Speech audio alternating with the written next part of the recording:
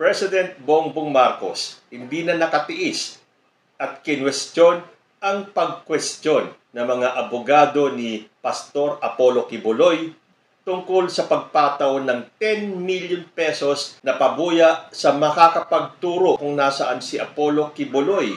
Pero bago po tayo magpatuloy, isang shoutout po muna kay Minerva Stork. Kamusta ka na, Minerva? Maraming salamat. At mula noon hanggang ngayon, nakasubaybay ka pa rin sa aking munting channel.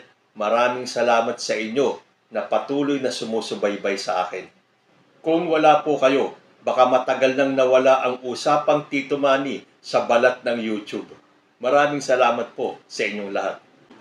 Okay, good news po tayo sa mga nagtatanong tungkol po sa presyuhan at sa inflation sa ating bansa. Ayon po dito sa balita, inflation rate bumaba.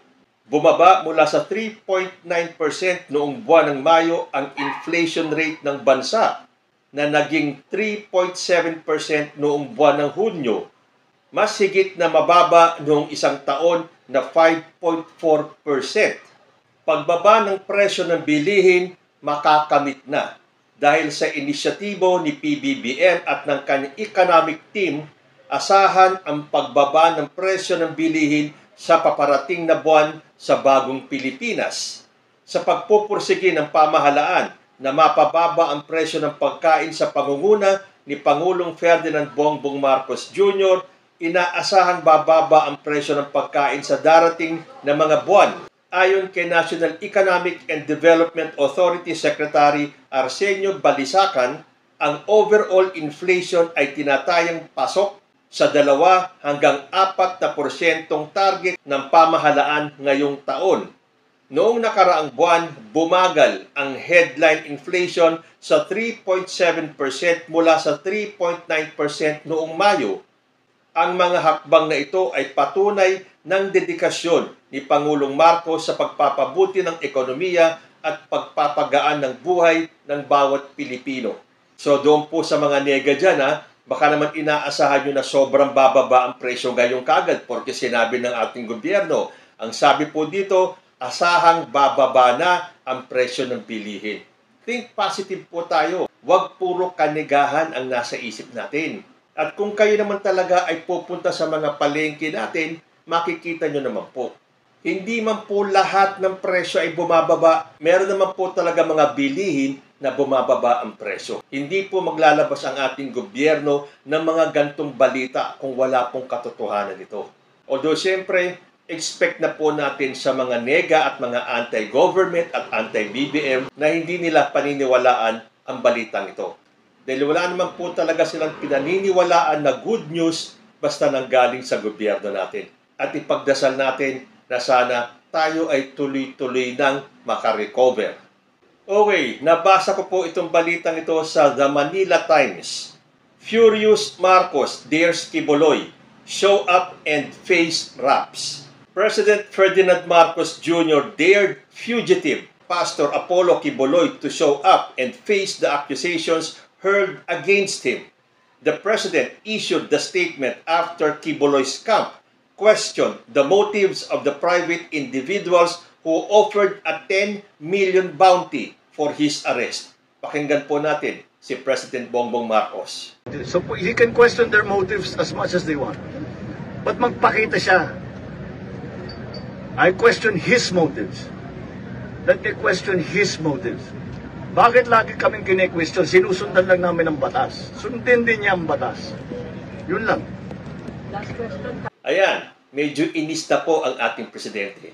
At tama lang, nasagutin naman niya o questionin yung pag-question ng kampo ni Apollo Quiboloy sa pagpataw ng 10 milyong piso sa ulo ni Apollo Quiboloy. Dahil hindi ba kinwestiyon ng abogado ni Quiboloy, ito po yatang si Atty. Topacio, ang pagputong ng reward money sa kung sino man ang makakapagturo kung nasaan si Quiboloy. At kinwestiyon pa ni Topacio kung ano ang motibo ng mga private individuals na nag-donate ng 10 milyong piso para mahuli si Apollo Quiboloy.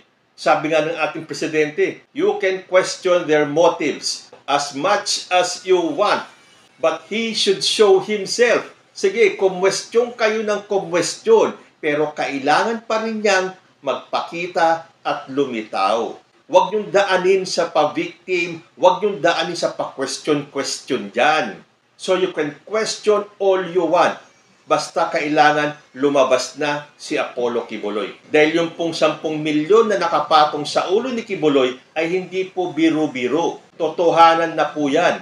Kung hindi nyo ilalabas si Quiboloy, asahan ninyo na sa mga darating na araw, meron pong magtatraidor. Kung yan po ay nasa paligid lang ni Quiboloy o may magtuturo sa kanya dahil masyado pong tempting ang 10 milyong piso.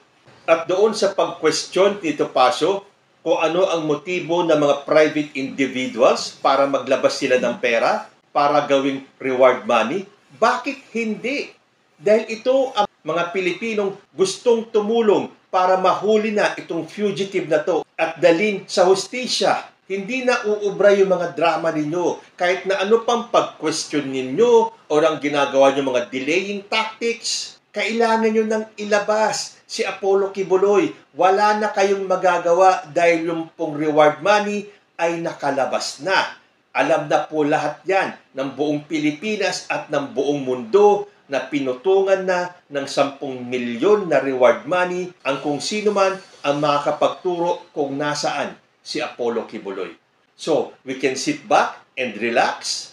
Ihanda nyo na po ang popcorn because sooner or later, ay hindi na later sooner than we think, meron pong magtuturo kung nasaan si Apollo Quiboloy.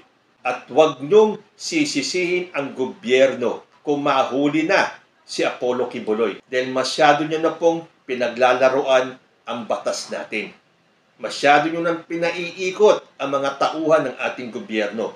Pinagmumukha nyo silang incompetent na yun ang gusto nyong palitawin.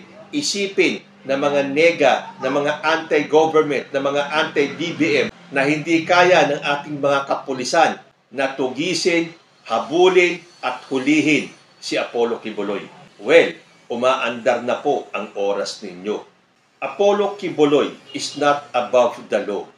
Sa ngayon, siya po ay fugitive dahil siya po ay nagtatago sa batas. So, 2 bagay na lang po ang pagpipilian ninyo. Ang patuloy na magtago or be man enough at sumuko na or maghintay sa kung sino man ang makakapagturo kung nasaan siya.